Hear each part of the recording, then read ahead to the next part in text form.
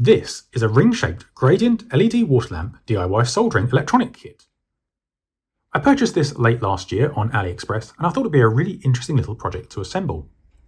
So let's take a look inside and see what you get.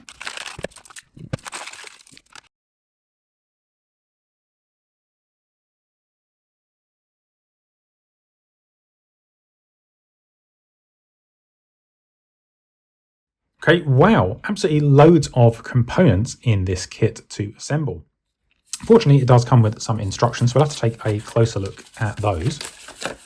And here we have a picture of the PCB, bill of materials, which will be essential. And we have the schematic diagram on this side as well. So that's a really nice little kit and set of instructions. So I don't usually go through and check the parts on the kits that I'm assembling, but I think this time I'm just going to quickly double check and make sure we actually do indeed have everything. We should have 10 of these signal diodes, so let's check there. So we have 5 here and another 5 here, so these are our signal diodes. That's the 1N4148. For the transistors, we should have 12 9013s, so let's just double check we have 12. Okay, and without checking the numbers on them, it looks like we might have 13, so I might have to have a closer look to make sure. But let's carry on. We should have 12 10 microfarad capacitors. And that looks to be in order. We should have one 100k resistor. We should have an on-off switch, which we do. We should have 20 LEDs. And again, it looks like we might have a spare LED. We should have a CD4017 IC, which will be this IC just here. And we do indeed. I'm assuming this is the 16-pin socket for U1 as well, and we have that on the other side of the foam. We should have a 3-volt AA battery holder, which we do. A couple of screws and nuts, which we do, and our PCB. So it looks like everything is in order. We can just double check those resistor values at the top here. So we should have 100k times 1. So this is a 330 ohm. These are our 10Ks. And this is our 100K rotary potentiometer. Here we go. So this is actually our 100K just here. Okay, so we do indeed seem to have everything. I'm going to start off by installing our 330 ohm resistors, I think. So that's the ones that are just here. And if we look closely, we can see the value is 330 with 0 additional zeros. So that's 330. So that's orange, orange, black with a black band for 0 additional zeros. And of course, we can check with our multimeter. So for 330, we're going to need at least the 2000 range. And there you go, 322. That's pretty good. So let's install all of the 330 resistors.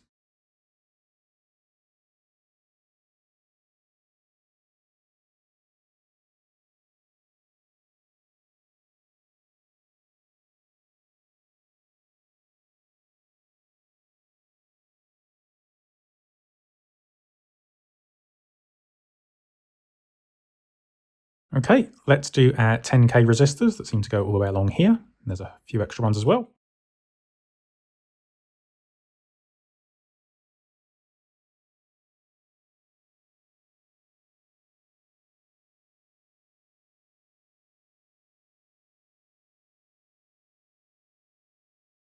Of course, before we solder them in, we can check the values.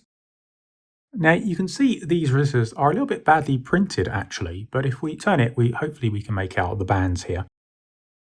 And we can see that's brown, black, black, red with a brown tolerance band. So that's 1, 0, 0 with 2 additional zeros, which gives us our 10K. Of course, we can always test with the multimeter. Again, I've set this to 20K here because we need something that's larger.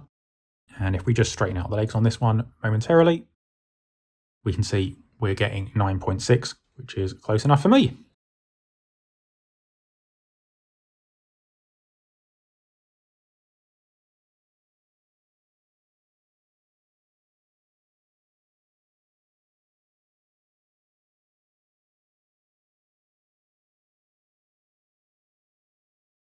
Next, let's do our diodes here.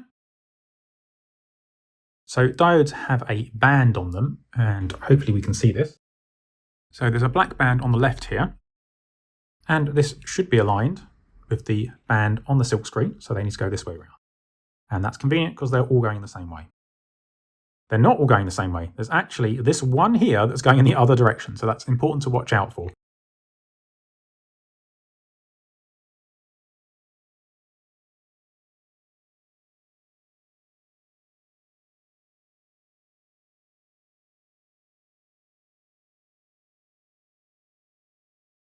That looks good. I think next I'm going to do the transistors. So these should all be 9013 transistors. And what we need to do is to insert them with the shape of the transistor matching the silkscreen outline. So hopefully you can see that is this way round.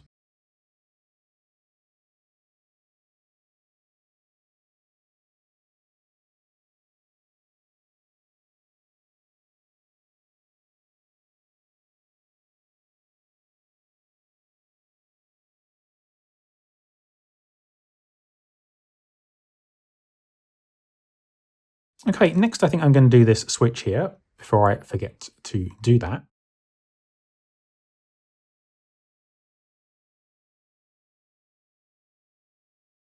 And let's do our socket here on the end.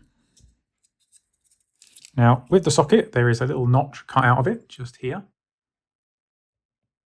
And there's a little notch on the PCB, so those should be aligned.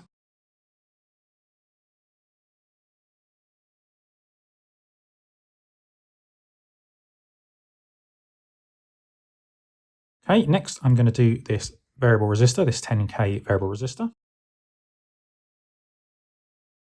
And now I think it's time to install all of our capacitors. Now, our capacitors do have a direction, so if we look on the can here, we can see that there is a negative symbol on the can, and that's associated with the shorter leg. There we go. And on our PCB here, we want to make sure that we have the negative in the shaded area and the positive in the area with the square pads. So the longer leg goes here and the shorter leg goes in the shaded area.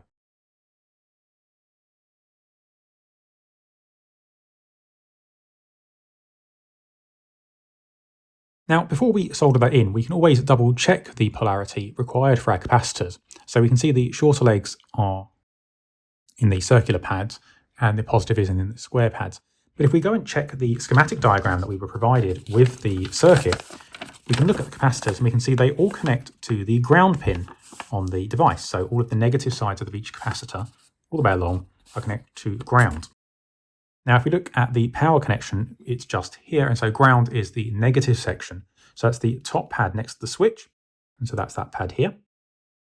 And we can pop our meter here into continuity mode. So just make sure it works. Yep, we're getting a beep. And so as I said, the top pad here needs to connect to the negative pad on each capacitor. So actually we can pick any of the pads. And there you go, or one where there's actually a capacitor. And we can see that's fine. But if we check the other side, no beep. And if I do that, so you can see, beep on that side, no beep on the square pad, beep on the shorter leg of the capacitor, no beep on the longer leg of the capacitor.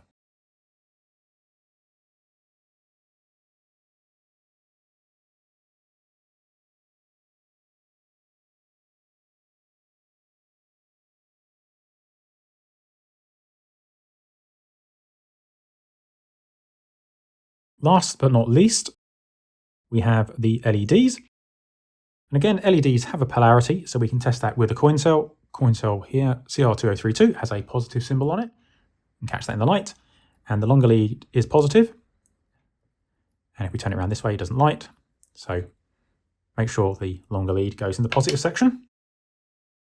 And if we look on the board, we can see there's a slightly flattened side to each LED, and that one is the negative.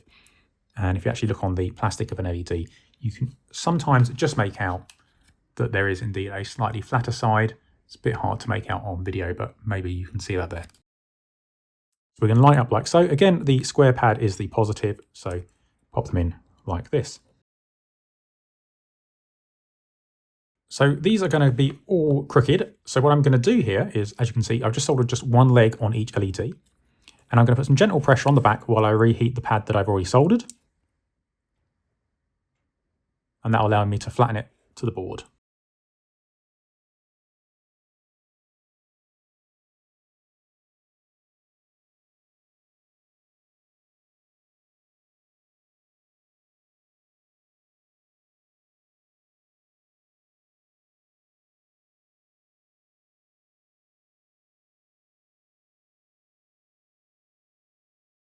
Okay, and finally we need to install the power.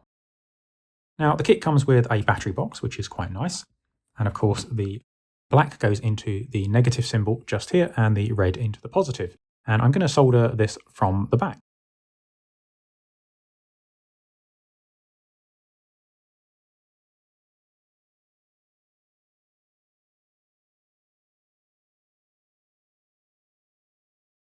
Okay, so there are some mounting holes here.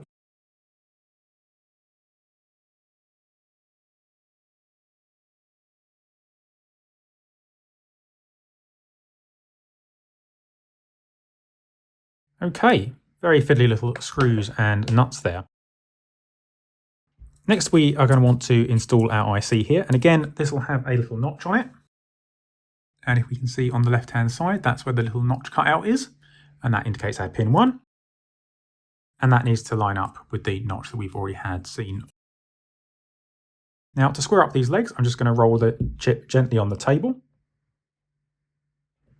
Not too much, just to square them off a little bit more. There you go, see a lot squarer profile now on the IC. And again, our pin 1 is at this end, and our pin 1 goes here. Make sure everything's lined up, and then gently push the chip into the IC socket. As we can see, this is powered by 2 AA batteries. Fortunately, I have some just here, so let's pop these in and see if it works. Okay, there's a switch here, so we need to slide this to the right to turn it on. And there we go, isn't that nice? We have this chasing effect that goes round, and the LEDs fade down as they're turning out. So that's really, really quite attractive.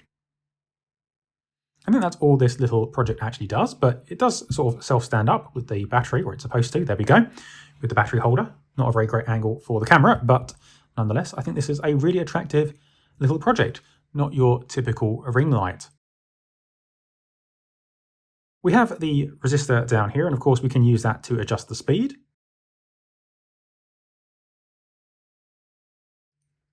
So if I just grab a screwdriver here, we can adjust the speed like this. Let's try and turn it on and see how that affects things. So we turn it to the right, and it gets quite fast indeed.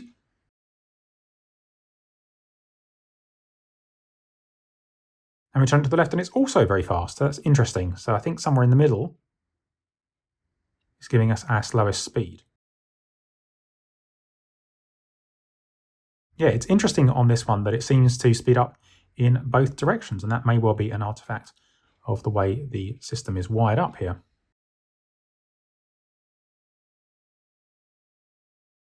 Very quick, fairly slow, and again, fairly quick. So I hope you found this assembly of the ring-shaped gradient LED water lamp DIY soldering kit interesting, and I hope to speak to you again soon in the next video.